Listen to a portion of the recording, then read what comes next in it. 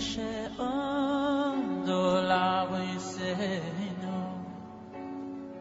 והיא שעומדו לבויסנו ולנו שלא אחד בלבוד ומד עולנו לכאן ניסינו ומד עולנו לכאן ניסינו והיא שעומדו לבויסנו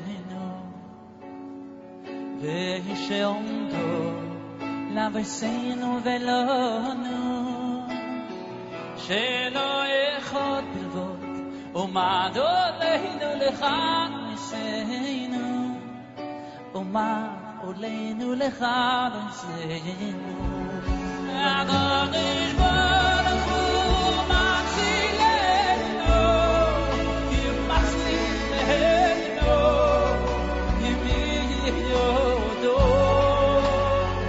הקדוש ברוך הוא מצילנו כי מצילנו ימי יודו. Birshot Morav et Rabotai, avec les familles de Hachem, je vous souhaite à vous tous une bonne fête de Hanouka et que Hachem il vous protège, vous donne à vous tous bracha v'atzlacha, la santé. J'espère que tous ceux qui sont venus à la Hiloula de Rabbi Haim Pinto il y a une dizaine de jours, vous êtes bien amusés et que vous avez aimé la Hiloula de Rabbi Haim Pinto, le grand gala qu'on a fait ici à Paris et avec les Akash Baruch qu'on soit toujours. Donc, tout d'abord, je remercie tous ceux qui sont venus et ceux qui nous ont écrit des lettres de soutien, de remerciement pour l'inauguration de la nouvelle yeshiva qu'on a ouvert autour de rue du Plateau. Donc, merci à vous tous. Et maintenant, on va parler un peu sur le miracle de Hanouka. Mes amis, chacun il comprend à sa façon le miracle de Hanouka. Mais venez, on va commencer depuis le départ.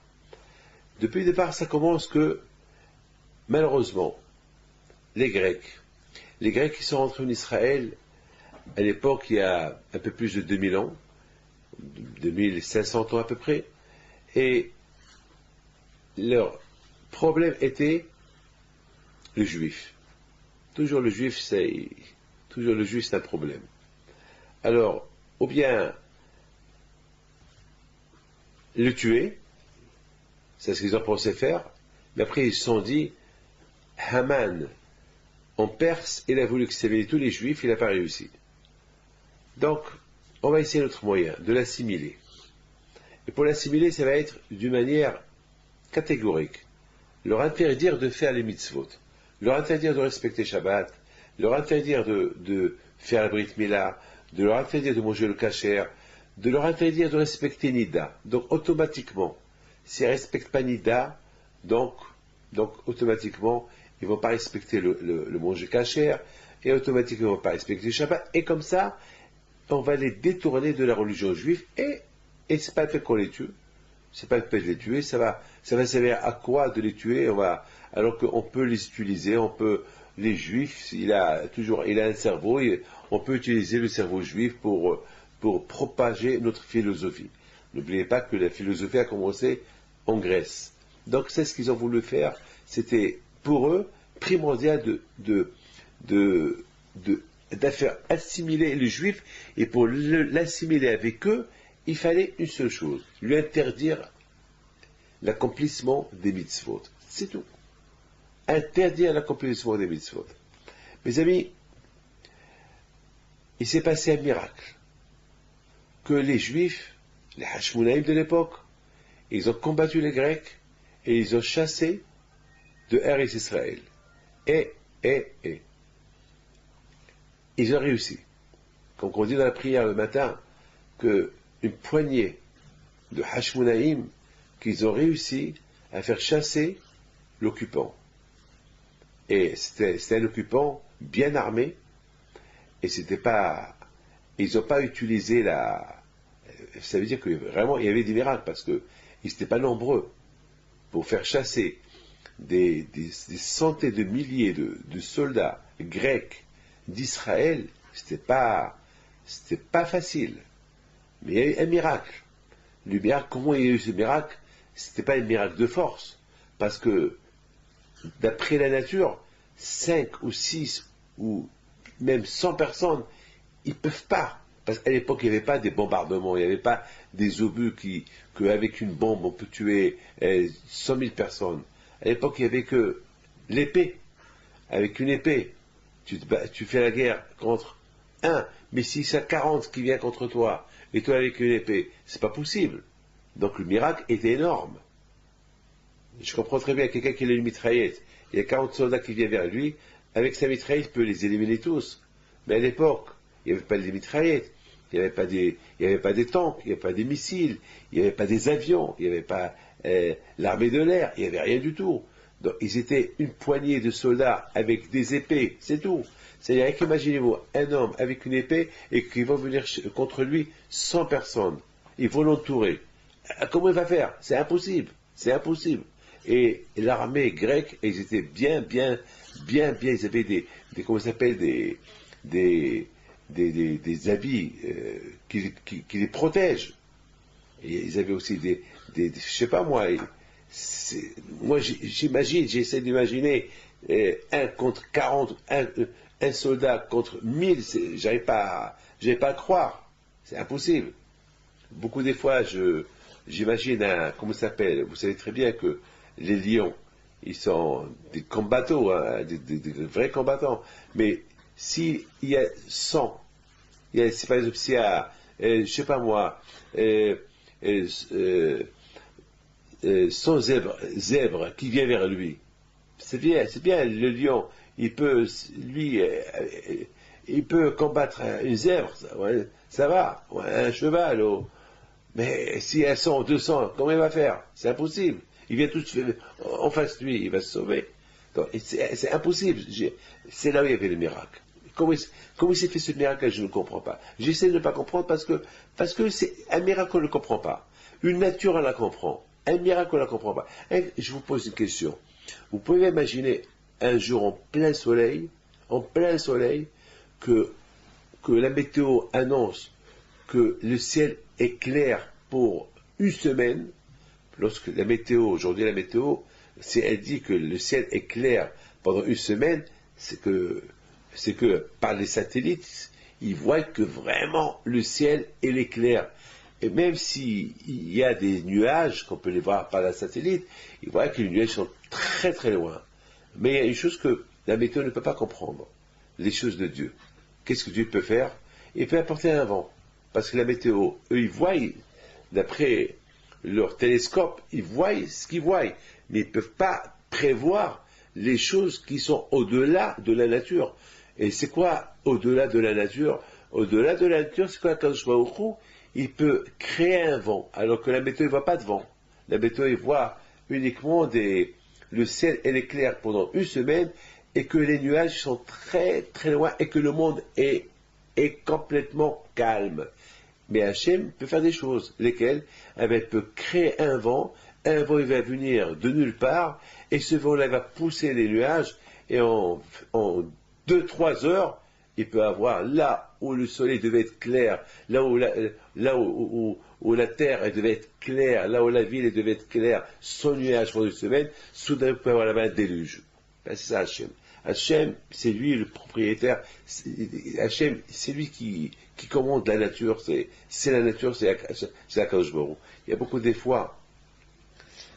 fois, on dit que celui qui croit à la nature, eh ben, il y aura toujours des déceptions. Parce que la nature, elle va le décevoir. Et celui qui croit au-delà de la nature, il sera un homme heureux. Il y a beaucoup de gens qui disent, ah, moi je crois ce que je vois. Alors quand je vous dis, tu crois ce que tu vois? Alors tu dépends de la nature. Alors on va voir si la nature elle va t'aider. On va voir qu'est-ce que la nature elle peut faire toi. Parce que n'oubliez pas, il y a des gens qui sont en bonne santé, ils peuvent attraper une maladie en 24 heures, en 1 heure. Moi j'étais en train de parler avec quelqu'un au téléphone. Je parlais avec quelqu'un au téléphone. Et il était en bonne et parfaite santé.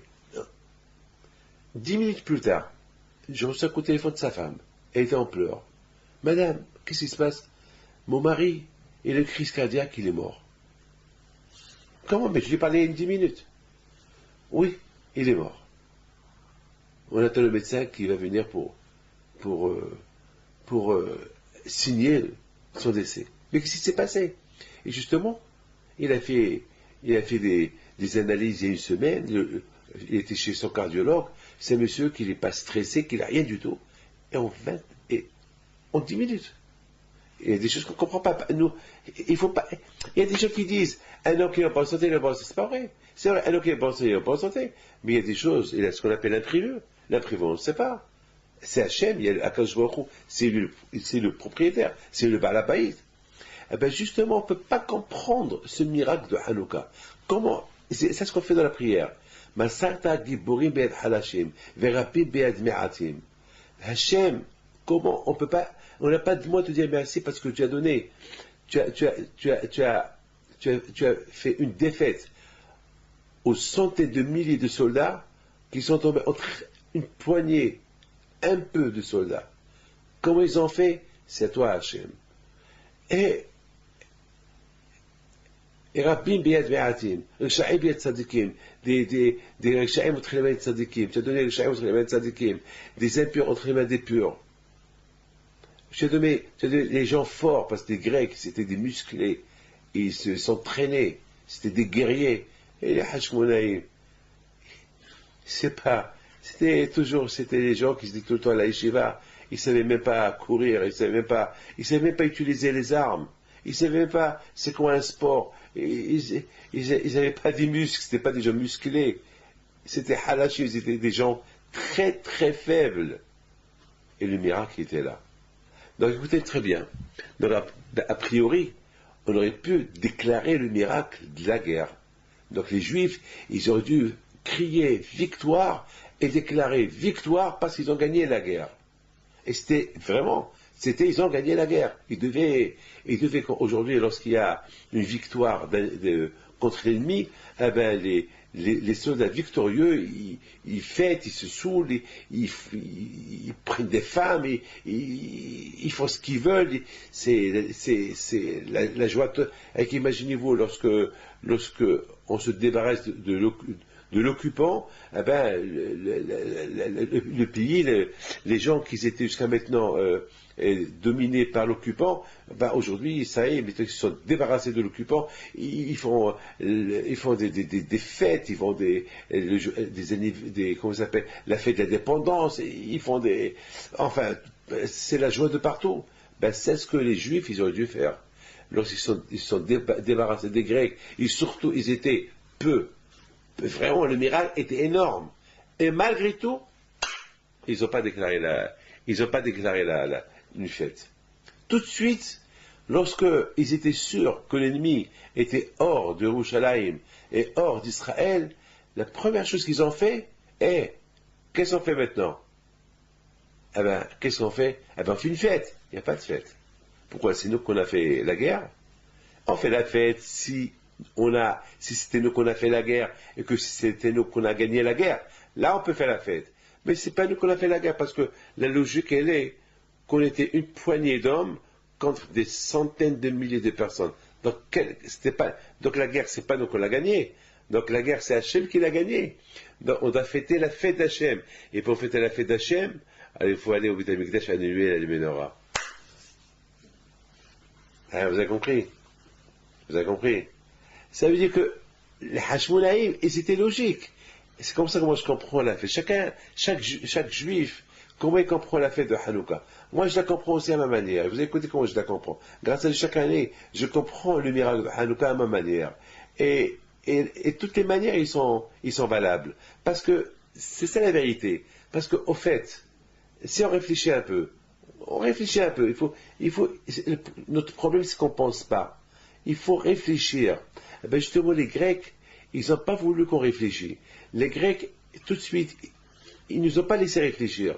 Ils ne nous ont pas laissé réfléchir. Tout de suite, ils nous ont interdit de bouger, interdit d'exercer la religion. À tel point qu'on n'avait pas le temps de réfléchir. Et lorsque quelqu'un commence à réfléchir, tout de suite, on lui donnait un travail à faire. Jusqu'à force qu'ils ont perdu l'habitude de ne pas réfléchir, soit que les Juifs, à cette époque-là, ils se sont presque tous assimilés. Tous, imaginez-vous, on leur a interdit le Shabbat, on leur a interdit les fêtes, on leur a interdit le Brit Mila, on leur a interdit de faire Rosh Chodesh, on leur a interdit d'aller au mikvé, on leur a interdit de manger kasher. C'est des bases, c'est ça les bases du judaïsme. Donc automatiquement, à force de ne pas faire ceci, à force de ne pas faire cela, et à force de ne pas étudier, et à force de ne pas prier, on finit par s'habituer. C'est ça l'être humain. On finit par s'habituer. Et surtout, ils leur ont pas donné le temps de réfléchir parce qu'ils ont ouvert les portes des théâtres, du sport, les Jeux olympiques, les casinos, les discothèques et tous les plaisirs du monde. Alors, pas de religion, il n'y a que les plaisirs. Alors, bien sûr, l'être humain, il s'habitue. Qu'est-ce que tu crois? C'est comme ça. Donc, malheureusement, c'est ce qui s'est passé à l'époque en Israël. Et c'est ce que les Hashmonaïm, lorsqu'ils ont vu cela, après quelques temps, ils ont dit, bon, on ne peut pas se laisser faire, on ne peut pas laisser les Grecs faire ce qu'ils sont en train de faire. Ils interdisent les Juifs à entrer au Beth Amikdash. Le Beth Amikdash, la menorah, elle est éteinte. Le Beth Amikdash, aujourd'hui, il n'y a plus de sacrifices. Tous les sacrifices qu'il y a là-bas, c'est les sacrifices que les Grecs y font à leurs idoles. Et quels sacrifices ils faisaient? Ils apportaient des cochons, ils les sacrifiaient dans les hôtels de Beth Amikdash. Donc ils ont rendu le Beth Amikdash impur. Il n'y a plus de menorah, il n'y a plus rien, tout est éteint. Et voilà, la menorah qui était le symbole de la Torah, le symbole du judaïsme, ils l'ont éteint. Donc c'est fini. Donc plus toute la technique grecque, toutes les idées grecques, ils les ont instaurées en Israël, la philosophie grecque, les chivot fermés, pas de synagogue, c'est fini. C'est fini. C'est fini. Le juif, il a tout oublié. Et c'est là que les Grecs, c'est là que les Hashmonaïm, Matatia et ses enfants, et ceux qui étaient avec eux, ils ont dit qu'est-ce qu'on fait? Ils étaient cachés à Modéine. Ils ont dit qu'est-ce qu'on fait? On va rester comme ça. On va se laisser faire. On va pas faire quelque chose. Sinon c'est fini. Nous on va mourir. C'est fini pour le judaïsme. Nous qu'on a encore, on est encore cachés. Les Grecs ne nous ont pas trouvés parce que le grec, chaque fois qu'ils entendaient qu'il y a des Juifs cachés dans les montagnes ou quelque part et qui faisaient les mitzvot, ils envahissaient la mitzvot et les tuaient. Ça veut dire que vraiment les Juifs, dans toute ère Israël, ils faisaient plus rien. Ils avaient peur les pauvres. Hachem au départ, il a tout fait il leur a fait des miracles. Mais les Grecs, ils ont suivi les Juifs, ils ont fait comme on réussit à l'époque le KGB, ils ont fait des espions qui espionnaient. Qu'est-ce que les Juifs ils font? Est-ce qu'ils vont à la synagogue? Est-ce qu'ils font les mitzvot? Est-ce qu'il y a... Et malheureusement, il y avait beaucoup des espions juifs, beaucoup des Juifs qui sont devenus espions, qui espionnaient leurs propres frères. Ils voyaient s'il y avait un frère, un juif qui faisait les mitzvot, tout de suite ils le rapportaient aux Grecs, et les Grecs se débarrassaient de ce juif-là. Voilà, Rabotai, mes amis, où le juif est arrivé, à quel niveau il est arrivé à l'époque, à cette époque-là, des Hashmonaïm, il y a un peu plus de 2000 ans. Voilà où on est arrivé. Et bien sûr, la guerre, comme je vous ai expliqué, il y a eu cette guerre, cette guerre qui ne devait pas avoir lieu, parce que vraiment, il faut être fou pour déclarer une guerre. Il faut être vraiment fou. Que quelques personnes déclarent une guerre à une armée. Il faut vraiment être fou. Je vous ai expliqué tout à l'heure que s'ils avaient des bombes atomiques, bien sûr, un terroriste avec une bombe atomique, il peut l'exploser, il peut s'exploser avec dans une ville où il y a 1 million de personnes et tout le monde va mourir. Ça dépend quelle catégorie de bombe atomique. Il y a aujourd'hui des bombes atomiques qui peuvent faire des désastres. Mais à l'époque, il n'y avait pas des bombes atomiques, il n'y avait rien du tout. À l'époque, il n'y avait que des épées. Les épées et des lances. Alors, tu as une lance. Alors, tu vas lancer ta lance. Alors, combien tu vas tuer? 2 personnes, si tu es fort. Et après, il y a 1000 soldats qui viennent vers toi. Qu'est-ce que tu vas faire? Ça y est. 1000 soldats qui jettent des flèches sur toi. Tu es 2000 flèches à la fois. Contre 40 soldats. Ou contre 10 soldats. C'est fini. Ils vont mourir. Mais là, ils ne sont pas morts. Là, on dirait que les flèches qu'on jetait sur eux, ils partaient à gauche et à droite. Ils les touchaient. Ou même s'ils les touchaient, c'était un miracle. Donc, a priori, la première chose qu'ils auraient dû faire, c'est la gloire, la victoire. Victoire, on a gagné la guerre. Mais ils n'ont pas dit on a gagné la guerre, pour deux raisons. La première, parce que la guerre contre les Grecs n'est pas terminée, elle vient de commencer. Parce que les Grecs, ils ont été jetés d'Israël. Vous croyez qu'ils vont se laisser faire? D'ailleurs, dans l'histoire, on raconte que le roi Antiochus, 3 fois, il a envoyé des soldats. 3 fois. 3 fois. Après la première défaite, parce qu'il n'a pas admis. Parce qu'à l'époque, les Grecs, ils dominaient le monde entier. Alors, si le monde entier voit la défaite des Grecs contre Israël, qui était une petite nation, donc ça peut provoquer une révolution dans le monde. Ça aurait pu être tout de suite la chute de l'empire grec. Comme Rome. Rome, à un moment donné, c'était la Rome qui dominait le monde entier. Et après, les révolutions ont commencé à gauche et à droite. Et après, c'était la chute de l'empire romain. Rome est tombée. C'était sa chute. Et après, chaque pays est devenu autonome. Comme ça. Ben, Grec, il ne pouvait pas admettre que Israël de l'époque, la Judée de l'époque, elle se débarrasse des Grecs. Donc, il a envoyé 500 000 personnes. Après, ils ont fait la guerre contre eux. Après, il a envoyé encore, jusqu'à que Antiochus lui-même est venu faire la guerre.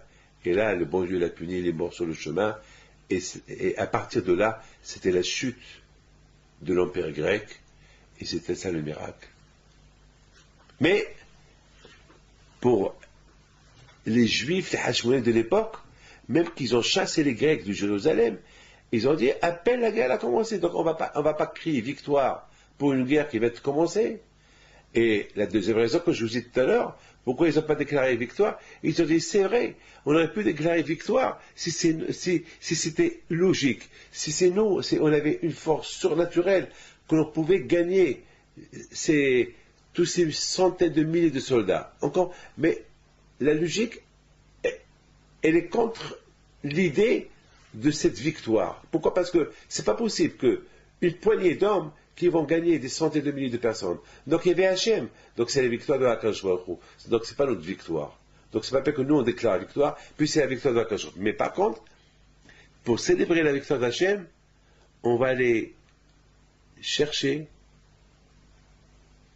au Beit HaMikdash une fiole d'huile pour l'allumer et arranger et faites un peu de travail, un peu de réparer un peu tous les dégâts que les Grecs ont causés dans le Beit HaMikdash.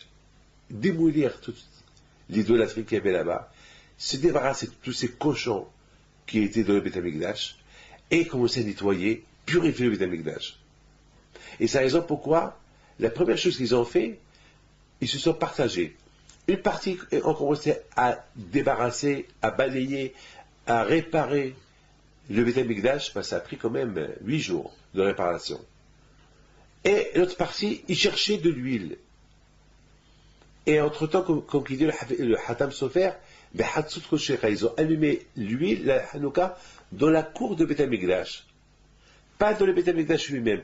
Parce que dans le Beit HaMikdash lui-même, il y avait l'Abod Zara, il y avait l'idolâtrie. Donc, ils ont allumé la Hanouka dans la cour de Beit HaMikdash. Et c'était un grand miracle. Parce que dans la cour, il y a le courant d'air. Et c'est en plein hiver. Et parfois en Israël, il neige, il pleut.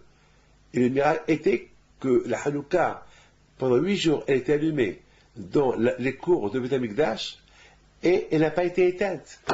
Allumée, allez-y en Israël, à Jérusalem, et allumez le menorah et mettez-la dans la rue. S'il pleut, elle va s'éteindre. Et là, il y a eu un miracle. Et c'est pas éteint.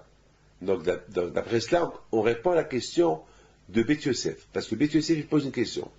Le Beit Yosef, il pose une très belle question. Il dit, je ne comprends pas. Combien de jours c'était le miracle? 7 jours ou 8 jours? Alors, tous on dit 8 jours. Parce qu'on allume. Alors, la question se pose. Il dit, le Beit Yosef pose une belle question. Il dit, a priori, le miracle, c'était combien? C'était que 7 jours, pas 8 jours. Pourquoi? Parce que pour le premier jour, il y avait déjà l'huile. Ils ont trouvé une petite fiole d'huile. Voilà. Une petite fiole d'huile qui pouvait durer 1 jour. Donc, elle est restée allumée 7 jours. Donc, le miracle, c'était que 7 jours. Parce que pour le premier jour, il y avait l'huile. Donc, pourquoi on allume 8 jours? Pourquoi on dit que le miracle était 8 jours? Alors, il y a beaucoup de réponses. Il y a ceux qui disent le fait déjà qu'on l'a trouvé, c'est un miracle. Alors, c'est pour ça qu'on allume 8 jours. Donc, on calcule aussi le premier jour qu'on l'a trouvé. Parce qu'il n'y avait qu'une petite fiole. Parce que toutes les fioles d'huile, ils étaient ouvertes, ils étaient impurs. Donc, voilà, ça c'est le premier miracle. Et chacun il donne une réponse. Mais d'après le Hatam Sofer, la réponse elle est belle. Pourquoi? Parce que même le premier jour, c'était un miracle. C'est vrai que la durée de... C'est vrai que l'huile qu'ils ont trouvé, c'était uniquement pour 24 heures, mais le fait déjà que ces 24 heures-là, c'était allumé dans la cour, il y avait des courants d'air, il y avait beaucoup de vents, il y avait beaucoup de pluies, et il ne s'est pas éteint. Donc c'est un miracle, quand même. C'est pas logique. Donc c'est la raison pourquoi on fait 8 jours de Hanouka. Parce que 8 jours de Hanouka, parce qu'on a trouvé l'huile, parce qu'elle est restée allumée 8 jours, et parce aussi les courants d'air ne l'ont pas éteint. Il y a aussi ceux qui disent une autre réponse. Je l'ai vu dans un livre. Je ne me rappelle pas qui donne cette réponse, et qui dit qu'ils ont partagé l'huile pour 8 jours. Donc c'est un grand miracle. Donc l'huile, il devait durer qu'une demi-heure, et l'huile, il est resté 24 heures. Ils ont partagé l'huile pour 8 jours. Donc ça veut dire, pour 8 jours, ça veut dire le temps qu'ils fabriquent l'huile normale. Donc c'est un miracle. Au lieu que ça reste une demi-heure allumée, elle est restée 24 heures allumée. C'est un grand miracle. Comme c'est répondre. Bon, je ne vais pas rentrer dans les détails, c'est pas ça mon... Donc les Juifs, ils ont commencé à... La première chose qu'ils ont fait, ils ont cherché l'huile pour allumer la Hanouka. C'est ça la victoire. Pour eux, la victoire qu'ils ont chassé l'ennemi d'Israël, c'est pas la victoire militaire. Pour eux, parce que cette victoire militaire, comme je vous ai dit, c'est pas une victoire militaire. Primo, parce que la guerre n'est pas encore terminée. Elle vient de commencer. Donc on ne va pas crier victoire avant qu'on ait terminé la guerre. Parce que les Grecs vont encore revenir. Deuxièmement, ils ont compris que la guerre, c'est pas eux qui l'ont fait, c'est Dieu qui l'a fait. Donc c'est pas eux de crier victoire. C'est pas eux. Donc c'est par exemple quelqu'un qui gagne au loto. C'est la victoire à qui? Dites-moi. Ah, c'est moi qui ai gagné le loto. Tout l'argent que tout le monde a mis dans la caisse, c'est moi qui les ai gagnés. C'est ça. C'est la victoire, c'est pas vrai. C'est la victoire. C'est Hachem qui a voulu que tu gagnes. Donc c'est la victoire d'Hachem. C'est Hachem qui a voulu que tu gagnes. Alors ne sois pas un radin. C'est pas possible de devenir riche. Tu veux faire de cet argent-là ce que tu veux. C'est mon argent. C'est pas vrai, c'est pas ton argent. Ça aurait pu être l'argent de Pierre ou de Paul ou de David. Ou bon, moi je ne joue pas au loto. Pas moi. Une fois. Je raconte une petite histoire. Lorsque j'étais jeune, et j'ai rêvé. J'ai vu les gens, une fois, j'étais de passage à Lyon, et j'ai vu dans le journal quelqu'un qui avait gagné une grosse somme d'argent. Et j'ai commencé à m'intéresser combien ça coûte. Et à l'époque, je crois que ça coûtait 7 francs, ou 3 francs, je me rappelle, ou 1 franc, je me rappelle pas. Et j'ai vu qu'on pouvait faire 7 numéros, ou 8 numéros, 6 numéros avec le complémentaire. Je crois que j'avais 28 ans, je crois. J'étais pas encore marié. Et je sais pas, et je rêvais d'être riche et d'avoir des yeshivot. Je vais voir une yeshiva ici, une yeshiva là, et je vais voir une yeshiva ici, et je vais aider les pauvres, je vais aider des rêves. Mais pour réaliser ces rêves, je vais gagner le loto en France, après je vais acheter un autre loto en Allemagne, et je vais gagner partout. Et je vais être milliardaire, je rêvais. Je vais être milliardaire parce que je vais gagner des milliards. Pourquoi? Parce que je vais acheter en Amérique. En Amérique, ça gagne 100 millions. Et là, ça gagne. Après, je vais gagner des milliards et des milliards. Avec ça, je vais construire des villes. Et je vais faire des tzedaka, des rêves et des rêves et des rêves. C'est que des rêves. Une fois, j'ai joué. Et pendant que j'ai joué, déjà je me voyais riche. Les résultats mercredi soir, je les vois perdus. Mais j'ai gagné 10 francs. Récupérer mon argent. Donc tous les rêves, ils étaient... Après je me suis dit, bon, puisque j'ai gagné 10 francs, peut-être sur le prochain je vais gagner plus. J'ai encore joué, encore toute la semaine je rêvais. Et je vais faire. Je n'ai pas gagné. Pendant 2 mois, j'ai joué chaque mercredi, chaque mardi. Après je me suis délaissé. Mais entre vous et moi, celui qui gagne au loto, c'est Hachem qui a choisi que c'est lui qui gagne. C'est Hachem qui choisit. Que Dieu préserve. Il faut toujours savoir une chose. Il y a quelqu'un qui m'a dit une fois, pourquoi mon fils il est malade, pourquoi pas l'autre? Pourquoi le bon Dieu il a choisi que mon fils qui soit malade? Pourquoi pas c'est pas l'autre qui est malade? J'ai dit, mon fils, va chez lui et demande-lui. Va chez lui demander que tu me demandes à moi. Va chez lui, tu lui demandes. Mais comment je lui donne? Pour aller chez lui, il faut que tu meurs. C'est ce que tu veux. Mais non, je dis alors tais-toi. Et c'est des choses qu'on ne sait pas. Donc, mes amis, regardez le matin. Le matin, on se lève. C'est super. C'est pas tout le monde qui se lève le matin. Ce matin, on se lève, on est en bonne santé. On voit. C'est pas tout le monde qui voit. Il y a beaucoup des aveugles que le matin, ils ne voient plus. Le matin, on marche. C'est vrai. C'est pas tout le monde qui se lève le matin qui marche. Il y a beaucoup de gens qui, le matin, ils sont paralysés. Il y a des gens le matin. Il y a beaucoup de frères. Le matin, on se lève, on entend. C'est pas vrai. Il y a beaucoup de gens qui se lèvent le matin qui n'entendent plus. Eh oui, c'est ça. C'est ça. Il y a des gens le matin, tout le monde, le matin, il va travailler. Mais c'est pas tout le monde qui arrive au travail. Il y a ceux qui vont faire des accidents. Ils vont finir leur vie sur la route. Alors, dis-toi merci. Pour chaque chose. C'est pas de l'acquis. C'est pas de l'acquis. Tout vient de Akadosh Baruch Hu. Donc, pour chaque victoire, pour chaque chose qu'on a, c'est pas de l'acquis. C'est pas parce que on l'a fabriqué, parce qu'on la mérite. C'est Hachem qui t'a donné. Chaque chose que tu as, chaque seconde que tu respires, c'est un merci à Akadosh Baruch Hu. Parce qu'il y a des gens qui s'étouffent et qui meurent. Comme une personne la semaine dernière, elle mangeait des pépites. Un enfant de 3 ans. Il faut beaucoup faire attention avec les pépites.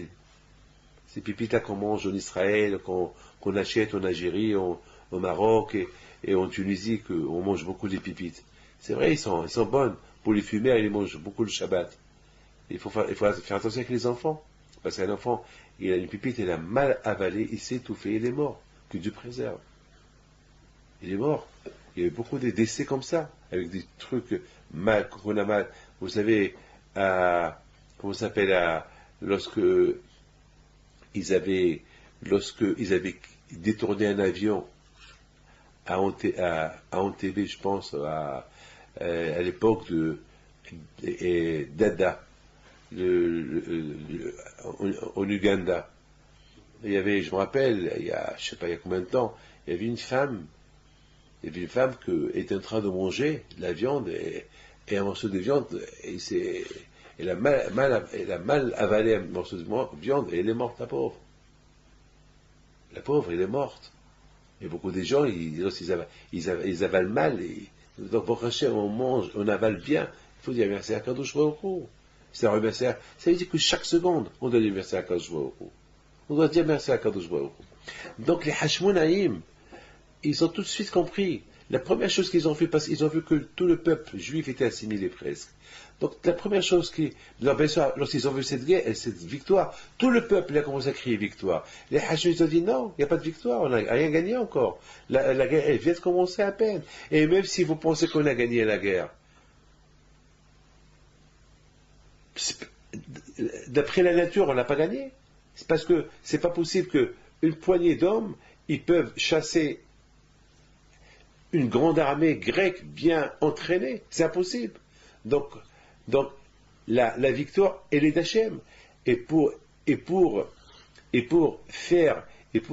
célébrer la victoire d'Hachem, c'est pas avec la bocha, c'est pas avec du whisky, c'est pas avec des fêtes, les feux d'artifice. Non. Il faut déjà aller réparer le Beth Amikdash, se débarrasser de tout ce qui est impur qui se trouve dans le Beth Amikdash.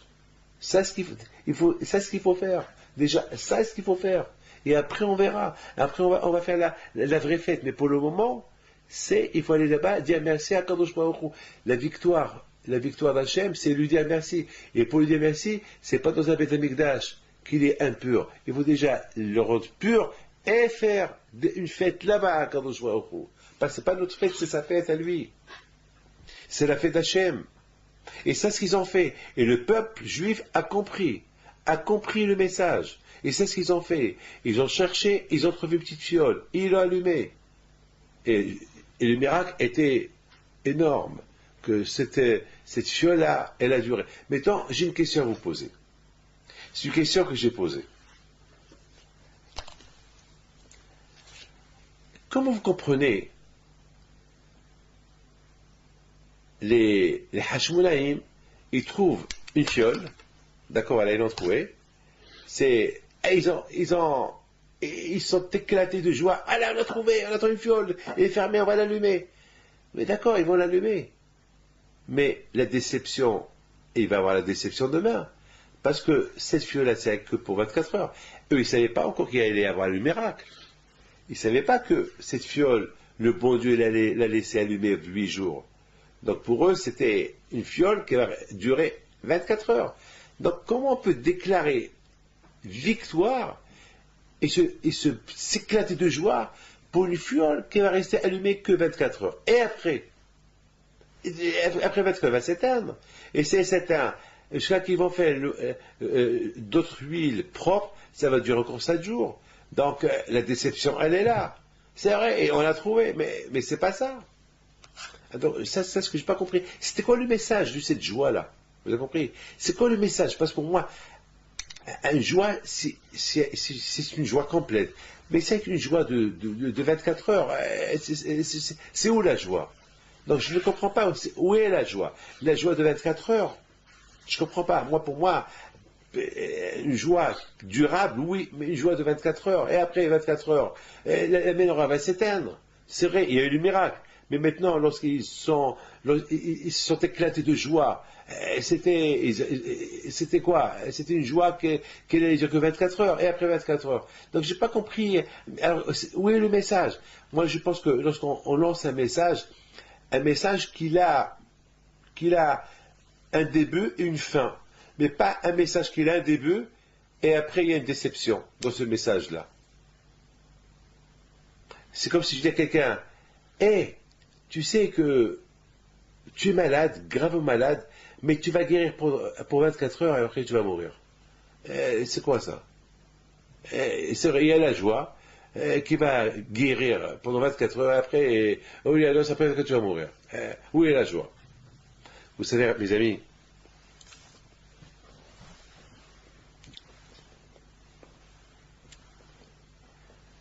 je vous apprends quelque chose. Tout le problème à nous aujourd'hui, on n'est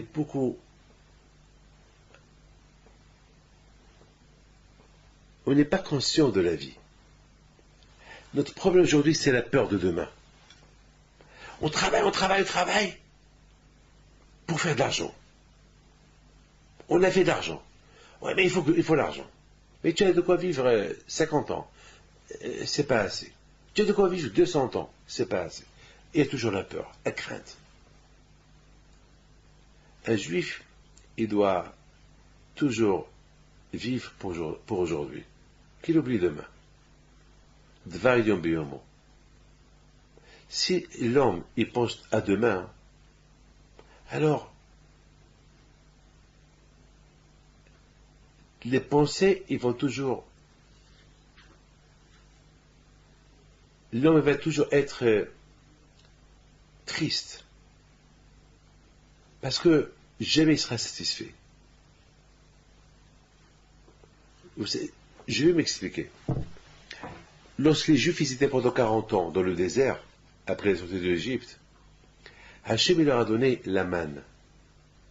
Ils ont mangé la manne pendant 40 ans. Quelle est la raison? Mais chaque jour, la manne disparaissait. Ils descendaient, les Juifs ils prenaient la manne, ils mangeaient, et après, une fois ils avaient pour le jour, ils n'avaient pas le droit de prendre pour demain. Et surtout, ils n'avaient pas le droit de faire des économies, de prendre pour une semaine. Alors que la manne, il descendait pour 40 ans. Pour 40 ans. Et c'était immense. C'est inimaginable le manger qui descendait du ciel. La manne, c'est comme du couscous, qui avait tous les goûts. C'était bon. Ceux qui vont manger un steak, ils goûtaient le steak dans le couscous. Ceux qui voulaient manger les truffes, ou la pkilia, ou ceux qui voulaient manger la salade cuite, la meilleure salade cuite, ce que tu veux manger, tu avais le goût dans la manne. Mais ils n'avaient pas le droit de prendre pour demain. Demain, c'est demain. Pourquoi tout cela? Parce qu'Hachem, il a voulu enseigner aux Juifs un enseignement. Ne pensez pas à demain. Demain, priez. Juif, Hachem, il veut qu'on dépende de lui. Comme le bébé. Est-ce que le bébé, lorsqu'il voit sa mère, il mange? Est-ce qu'il dit à sa mère, garde-moi pour demain? Il sait que demain, sa mère lui donnera. Les enfants, ils ont une assurance que lorsqu'ils rentrent chez eux, il y a de quoi manger. Son père ou sa mère, ils vont procurer à manger. Ils savent, ils ont une confiance en leurs parents, qu'ils savent ce qu'ils veulent, ils le rendent. Eh bien, c'est ce que Hachem il veut de nous. Hachem il veut que nous, on dépend de lui. Hachem il veut qu'on dépende de lui. Il faut pas, parce que si on commence à penser à demain, alors ça veut dire qu'on va se laisser aller de la émouna à Akadosh Baruch Hu. Variant biyomon. On a la émouna que Akadosh Baruch Hu nous donne à manger. On a la émouna que, mais Hachem, ce qu'on veut, on ne le donnera. Comment nos parents ils ont vécu avant? Comme ça ils ont vécu avant. Je vous la parole d'honneur. Mon père, pendant 20 ans, il vivait du jour en jour. Et chaque fois, mon père disait, Bitahon, avec l'espoir en Akadosh Baruch Hu, demain, j'aurai ça. Et toujours le lendemain, il avait ce qu'il voulait. C'est vrai. Il ne faut pas être fainéant. Il faut travailler. Mais le concept de la émouna, c'est tout ce que je veux vous dire. Si vous travaillez, vous gagnez aujourd'hui de l'argent pour 1000 ans, ben, tant mieux pour vous. Mais il ne faut pas que ça soit, il faut que je travaille, il faut que j'ai de l'argent pour demain. Attends, travaille aujourd'hui. Demain, Dieu est grand. Demain, Dieu est grand. Qui peut nous garantir la vie pour demain? Est-ce que moi, j'ai une garantie? Bien sûr, on se souhaite une longue vie. On prie pour une longue vie. Mais est-ce que quelqu'un, de tous ceux qui m'écoutent, ils ont une garantie pour demain? Aucun. Qui sait? Personne ne sait. Est-ce qu'on sait qu'est-ce qui peut arriver dans les heures à venir? Personne ne sait. Combien de fois on a prévu des choses et on a fait autre chose? Combien de fois on a dit demain je vais faire, et le lendemain on n'a rien fait de tout ce qu'on a prévu. Le lendemain on a fait que des bêtises, on a eu que des problèmes le lendemain. Là, toujours je prie à Hachem, toujours moi dois prier, je dis à Akadosh Baruch Hu, aide-moi pour que demain ce soit un jour normal, que ce ne soit pas un jour des choses qui vont venir, des choses imprévues. Bien sûr, des bons imprévus, oui. Ah oui, je gagne au loto, ah oui, ou bien une bonne nouvelle, oui. Ça c'est des beaux imprévus. Ou bien je fais bien ma prière, je me lève et je fais ma prière bien. Oui, c'est de l'imprévu, je creve fatigué et je me sens le lendemain content dans la prière. C'est bien, des bons imprévus, oui, mais pas des mauvais imprévus, là, pas des mauvais imprévus. Juste avec tous les problèmes que j'entends, là, je ne vais pas vous raconter, c'est Hanouka, mais vous ne pouvez pas imaginer ce que j'entends, des imprévus que j'entends, des choses que vous ne pouvez même pas imaginer. Ah, par exemple, ma petite fille était en train de jouer. Et soudainement, elle prend une pièce, elle l'avale. Elle la met dans sa bouche et elle l'avale. Que Dieu préserve, ça s'est passé hier, que Dieu préserve, elle aurait pu se coincer dans la gorge. Bon, Hachem, les mitzvot qu'on fait, ils l'ont protégé. Hachem, elle a avalé, c'est passé, elle est sortie, bon, Hachem. Mais pour vous dire, grâce à Dieu, tout s'est bien passé. Et pour vous dire, que Dieu préserve. C'était un imprévu, mais c'était un mauvais imprévu, qui aurait pu mal se terminer, que Dieu préserve. Grâce à Dieu, bon Hachem. Et c'est bien terminé grâce à Dieu. Comme un juif que je connais à New York, qui devait prendre un avion, et est arrivé 5 minutes avant le départ, Il a dit non, monsieur, tu ne peux pas rentrer. Et il a fait des guerres pour qu'il rentre. Il a dit non, tu ne peux pas rentrer. La veille est tombée, il y a eu des morts, lui, il est resté vivant, va Hachem. Voilà, c'est bon, malheureusement, c'est malheureux pour les autres, et toujours de le malheur des autres, il y a des bonheurs des autres, toujours dans le bonheur des autres, il y a des malheurs des autres, malheureusement. La vie, elle est comme ça. Vous comprenez? Il faut avoir les mounas en Dieu. Il faut avoir les mounas. Comment je vais prier aujourd'hui à Kadosh Baruch Hu? J'étais en Argentine la semaine dernière. Il y a un juif qui vient chez moi. Le pauvre, il était malade. Très malade. Grave malade. Avec une grave maladie. Il me dit, Rabbi David. Dès que j'ai vu son visage, je voyais vraiment la maladie sur son visage. On voyait il était pâle, la chimio, pas de cheveux, rien du tout. Il me dit, voilà, demain, il va recevoir les résultats. Et je sais pas, il ne sait pas. Et ces résultats, ils sont bons, et s'ils ne sont pas bons, et lui, c'est monsieur qu'il est important. Et que les résultats, il en fait spécialement pour qu'il les reçoive le lendemain. Et je lui dis, je commence à réfléchir, qu'est-ce que je vais lui répondre? Je lui dis, tu sais quoi? Demain soir, c'est vendredi, c'est Shabbat, je t'invite pour Shabbat, venez manger avec le Shabbat. Il me dit, eh ben, si les résultats sont bons, je viens. Mais si les résultats ne sont pas bons, comment je vais avoir le cœur de venir Shabbat? Je lui dis, ne pense pas à demain. Pense à aujourd'hui. Dis-moi oui aujourd'hui. Maintenant, sois positif, ne sois pas négatif. Dis oui. Dis, ben, Hachem, je viens. Et ben, Hachem, il y aura une bonne nouvelle. Ne pense pas à demain, pense à aujourd'hui. Si tu penses à demain, donc tu vas rester malheureux, tu ne vas même pas prier, tu vas penser que des mauvaises choses. Non, dis oui, dis-moi oui, tu viendras pour passer avec le Shabbat. Eh bien, il y aura de bonnes nouvelles. Pense comme ça. Ne pense pas négative. Pourquoi tu penses négative? J'attends les résultats. Qu'est-ce que tu attends? Demain, c'est bon. C'est devant. Il faut penser comme ça. Ça veut dire quoi? Ça veut dire que tu mets tes mains entre la médecine, tu mets tes mains entre le laboratoire. C'est vrai, c'est les médecins qui vont t'aider. C'est le laboratoire qui va définir si tu as la maladie ou pas. Mais entre-temps, tu pries à Dieu. Entre-temps, tu pries à Kadosh Baruch Hu. Tu pries à Dieu pour que dans ces analyses-là, ces prélèvements, tout ce qu'ils t'ont fait, Hachem va faire un miracle, ils vont bien sortir, et automatiquement, dans les bonnes nouvelles qui vont sortir de ces analyses, ton corps il va changer, et tu vas être super bien. Pense comme ça, ne pense pas le mal pour demain, pense comme ça. Il a fait un sourire, il m'a dit alors, je viens pour Shabbat. Alors, donc l'histoire elle se termine. Arrive Shabbat, il y avait des centaines de personnes autour pour faire Shabbaton. Le Shabbat, c'est passé ce Shabbat-là en Argentine, à Buenos Aires, et de loin, je le vois. Je le vois de loin, toujours pâle, toujours le même, et je le salue de loin. Il me fait un grand sourire. Alors, je lui dis, viens. Il vient vers moi. Je lui dis alors, il m'a dit, j'ai reçu les analyses ce soir, ils sont super bien. Il n'y a que 10%, les 90% de la maladie est partie.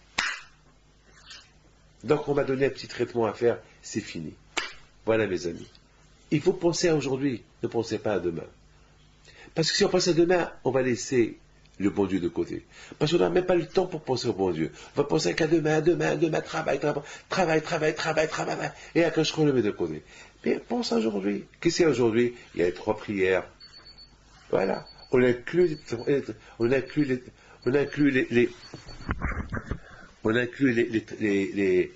les 3 prières.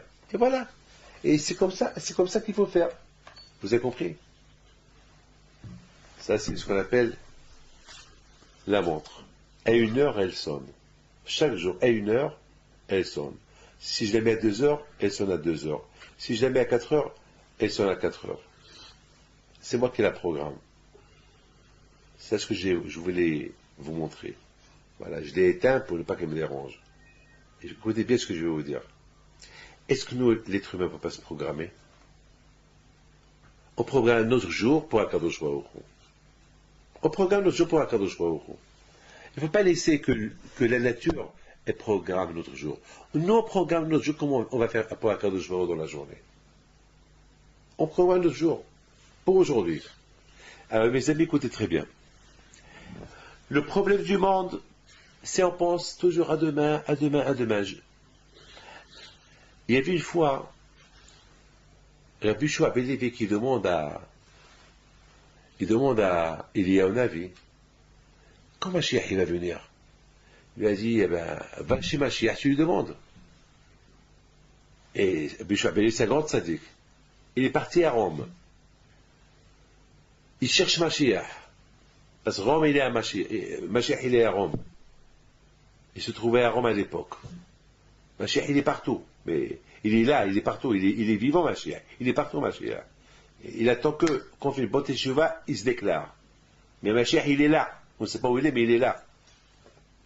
Il va à Rome, il rencontre Mashiach. Il lui dit, Ematai Karatimo, quand tu vas venir? Il lui dit, aujourd'hui. Il n'a pas dit demain, aujourd'hui. Waouh! Bishua Ben Levi était super content. Et il a commencé à crier, Mashiach, Mashiach, Mashiach, Dan, Dan, Dan, Dan, Dan, Dan. Et il a commencé à crier. Et il rentre chez lui, en Eretz Israël. Et Mashiach n'est pas venu. Et un jour, il rencontre Elia Navi. Il a dit, alors tu as vu Mashiach? Il a dit, je l'ai vu, mais c'est un menteur. C'est un menteur, Shalom.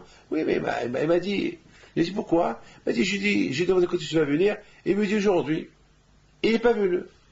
Il a dit, ah, tu t'es trompé. Il t'a dit, Hayom, Imbekolo Tishmao.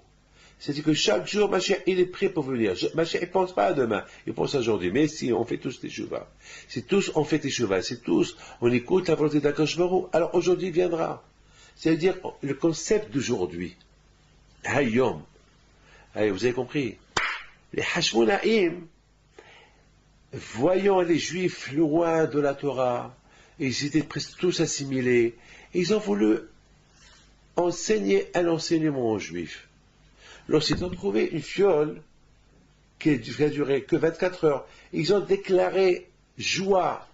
Ben, tout le monde nous dit, mais c'est quoi cette joie-là, une joie de 24 heures? Et demain? Mais on s'en fout demain. Déjà aujourd'hui. Bien, aujourd'hui déjà, on fait la fête aujourd'hui. Demain, c'est Dieu est grand demain. Peut-être demain, on va trouver une autre fiole. C'est ça le concept c'est ça le miracle qu'ils ont voulu instaurer la Hashmonaïm dans le code juif. Ne pensez pas à demain. Demain, it's another day. Demain, c'est un autre jour. Déjà, for today, pour aujourd'hui déjà. Venons fêter la fête de today, la fête d'Hachem aujourd'hui. Aujourd'hui qu'on a trouvé la fiole. Demain, c'est un autre jour. Demain, Dieu est grand. Il se peut que demain va rester allumé. Il se peut que demain, peut-être demain, il y aura un miracle. On va trouver une autre fiole quelque part. Mais déjà pour aujourd'hui. Et c'est pas peine de penser à demain. C'est ça le miracle. Donc, Hachem, il a vu la Emouna et le Bitachon. La foi qu'ils avaient, les Hashmonaïm, en Dieu, pour demain. Alors, c'est ça qui a provoqué que le miracle, il est venu. Et que l'huile, il est resté allumé pendant 8 jours. Vous avez compris? Comme ça, moi, je vois la chose. Vous avez compris? C'est que le miracle, c'est nous qu'on le fait. Il ne faut pas attendre le miracle, le bon Dieu te fait un miracle. Le bon Dieu te fait un miracle si toi, tu attends le miracle. Si vraiment toi, tu demandes le miracle. Si toi, tu demandes d'Hachem quelque chose. C'est vrai. Et que Hachem voit que tu es... que vraiment, ça vaut la peine de faire pour toi un miracle. Alors Hachem, il le fait pour toi. Mais si un homme, il demande un miracle, et que tu ne vaux pas ce miracle, et le bon Dieu, il ne pense pas que tu vas la peine que le bon Dieu, il fait avec toi ce miracle-là. Pourquoi il va le faire pour toi? Si tu ne le mérites pas, pourquoi tu veux qu'il le fait pour toi? Comme il y a quelqu'un qui vient ici la semaine dernière, il finit Shabbat. Il mange ni kasher, rien du tout. Rien. Et qu'il me dit, ben, pourquoi le bon Dieu ne fait pas avec moi le miracle de Hanouka? Je lui dis, qu'est-ce que tu as besoin? Il m'a dit, ben, je veux être riche. Voilà, j'ai des belles affaires, j'ai des belles articles, et tout le monde est devenu riche, et moi, je stagne. Pourquoi le bon Dieu ne fait pas pour moi ça aussi?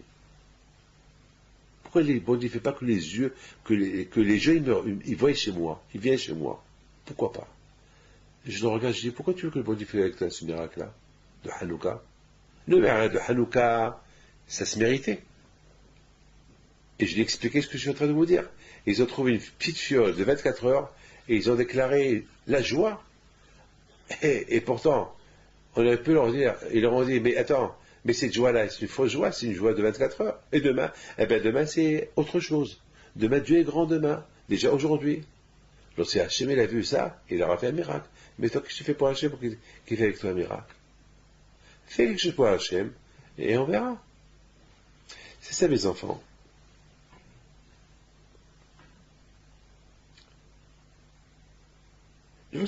Lorsque les Hashmonaïm, ils ont allumé la fiole, ils n'ont pas pensé à demain, ils ont pensé à aujourd'hui.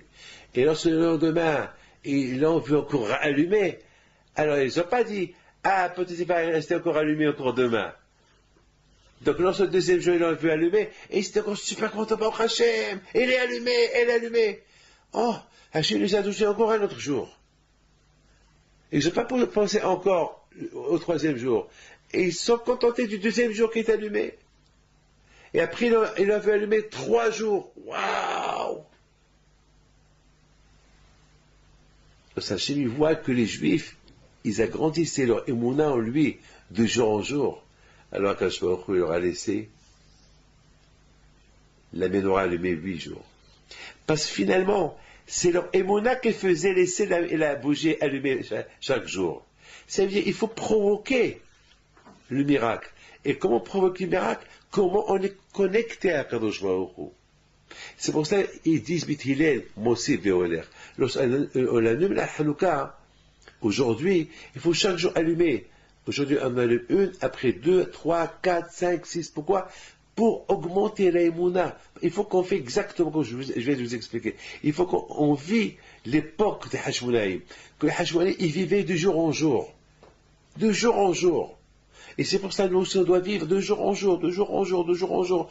Dimanche, lundi, mardi, mercredi, jeudi, vendredi, samedi. Et après, dimanche, lundi, mardi, mercredi, jeudi. Après encore dimanche. Il ne faut pas... Je vais penser pour un mois, je vais penser pour un an. Il faut que je pense comment je... Bien sûr, tu peux prévoir comment tu veux prévoir. Mais surtout, moi je ne parle pas des affaires. Je parle de la émouna, la foi en Dieu. Ça veut dire, il ne faut pas que sur le compte de ma prière, sur le compte de l'étude de la Torah, sur le compte du temps que je consacre au bon Dieu, je vais l'investir dans des bêtises de demain et d'après-demain. Si je sais que ce soir, je vais rester réveillé tard et demain je ne vais pas me lever prier, c'est mieux d'aller dormir. C'est un peu de bêtises. Si je sais que si je reste réveillé tard, demain je ne veux pas étudier, va dormir et demain étudie. Mes amis,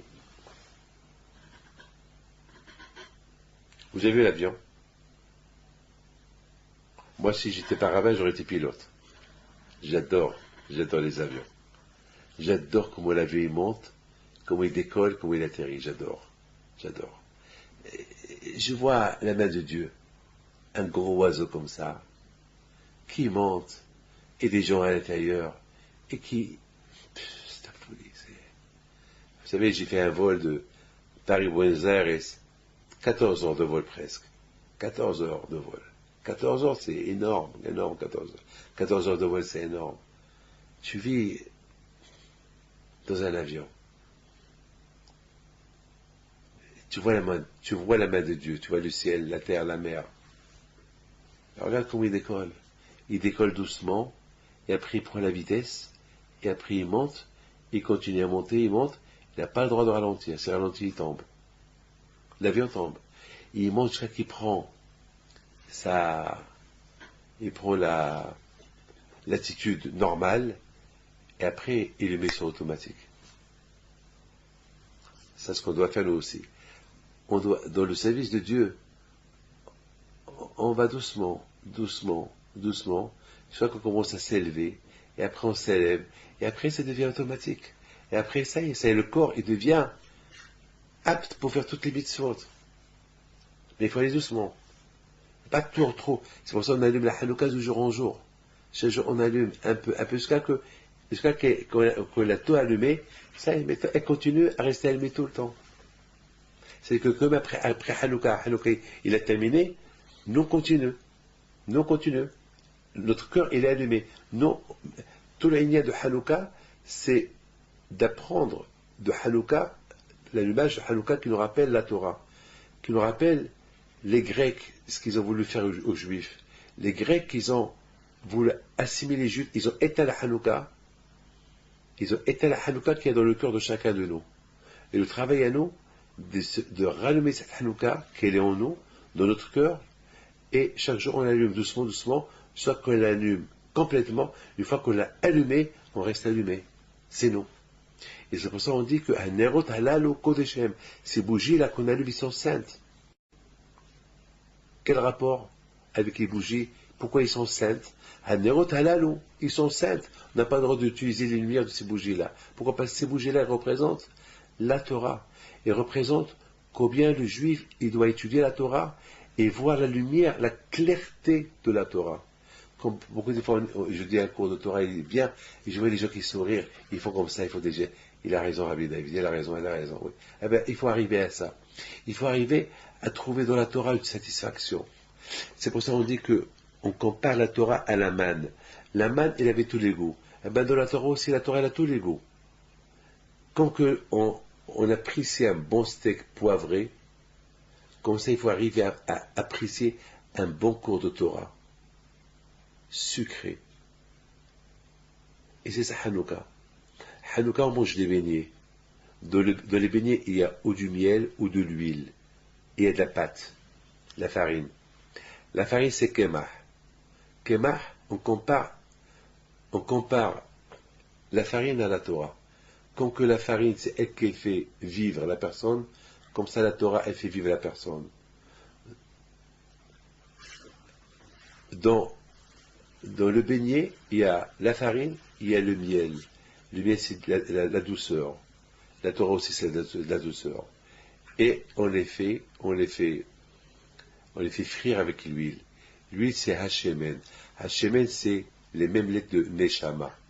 C'est-à-dire que la Neshama, elle a besoin, la Neshama, l'âme qui est dans le corps de l'homme, elle a besoin de la nourriture spirituelle, qui est la Torah, la nourriture matérielle, qui est la farine, Kemah, et bien sûr la douceur, être doux, der cheretz, la politesse, la douceur. La Torah sans douceur, c'est pas une Torah. Une douceur sans la Torah, c'est pas une douceur. Il faut les deux. Il faut les deux à la fois. C'est ça le miracle de Hanouka. Le miracle de Hanouka, c'est un enseignement. Comment ne pas s'assimiler? Un seul enseignement, que s'il n'y a pas la Torah, c'est l'assimilation. S'il n'y a pas la douceur dans la Torah, c'est pas une Torah. Il faut la Torah, la douceur, il faut préserver la Neshama, l'âme. Et pour préserver la Neshama dans le corps, dans un monde où on habite comme à Paris, comme à New York, etc., il faut la Torah. Il faut aussi la Parnassa. Il faut la Torah. Il faut des Cheretz. Il faut la douceur. C'est ce qu'on apprend de la Ménorah. Et surtout, ce qu'on apprend le plus, c'est Dvaïobément. Avoir la confiance en Dieu pour demain. Je travaille aujourd'hui. Je me rappelle au Maroc, on disait en arabe, on dit, c'est-à-dire, fais-moi vivre aujourd'hui, tue-moi demain. Demain, c'est demain. Déjà, je vis aujourd'hui. Demain, c'est un autre jour. C'est ça le miracle. Le miracle de Hanouka, c'est aujourd'hui. Le miracle d'aujourd'hui. Demain, on verra. Et lorsque Hachimi voit qu'on a les bitahon, on s'occupe que d'aujourd'hui, et on a une grande émona en Akash Baruch pour demain, alors demain, Akash Baruch fait un miracle. Mais si Akash Baruch voit que je suis concerné pour demain, et je suis préoccupé pour demain, et j'ai peur pour demain, alors Akash Baruch, tu me fais pas confiance? Tu me fais confiance que demain je te réveille. Tu me fais confiance que demain je vais te rendre l'âme. Et tu me fais pas confiance que demain je vais te donner la part d'Assa. Hein, comment?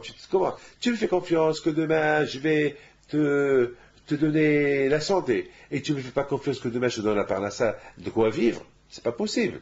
Alors, on fait ma confiance, totalement, on ne fait pas confiance. Tu ne peux pas me faire confiance à moitié-moitié. C'est ça ce que les Hashmonaïm, l'idée des Hashmonaïm, avec l'allumage de Hanouka. Ils n'ont pas déclaré la joie de la victoire militaire. Ils ont vu que d'après la nature, c'était pas possible qu'ils auraient pu gagner les ennemis avec leur force, parce qu'il n'y a pas de force. Et Pour eux, la victoire, c'est la victoire de Dieu. Pour la victoire de Dieu, c'est pas, on va pas crier à Dieu, victoire, tu as gagné la guerre. Non. N'importe quelle guerre, il peut la gagner. Est-ce que Hachem il veut? Faites-moi tout ce que j'ai fait pour vous. Je l'ai fait pour que vous retourniez vers moi. Alors, la victoire de Hachmoné, voilà, maintenant, on revient vers toi. Et pour venir vers toi, allez, on s'occupe de Beth Amikdash, on s'occupe de la menorah, on va l'allumer. Ah, ils ont trouvé une menorah, une petite fiole. C'est pas grave. On a en Dieu. Demain, c'est un autre jour. On l'allume déjà pour aujourd'hui. Ah, c'est ça le message. Le message, aie confiance en Dieu. Déjà pour demain. Demain, c'est un autre jour. Demain, Dieu est grand. Comme que le bon Dieu t'a donné ce jour-là, il va s'occuper de toi aujourd'hui, il s'occupera de toi aussi demain, n'aie pas peur. Et si tu t'occupes de demain aussi, et tu as peur pour demain, c'est un problème. Que le bon Dieu protège. Je vous souhaite, Shana Tova, une bonne année. Pourquoi je vous dis une bonne année? Parce que jusqu'à Hanouka, c'est à Hanouka que les livres de Tishri, ils se ferment.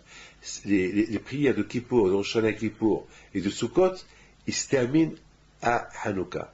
Donc je vous souhaite que, si Dieu veut que vous tous, vous soyez inscrits dans les livres qui vont se fermer à Hanouka, dans le livre de la vie et tout. Et je vous en prie, tous ceux qui écoutent mes cours le mercredi soir, je voudrais que chacun, il avise ses amis, il avise tout le monde pour en faire profiter tout le monde à écouter ce cours de Torah le mercredi soir. Que le bon Dieu vous protège. Bonne fête de Hanouka et que Hachem vous donne à vous tous.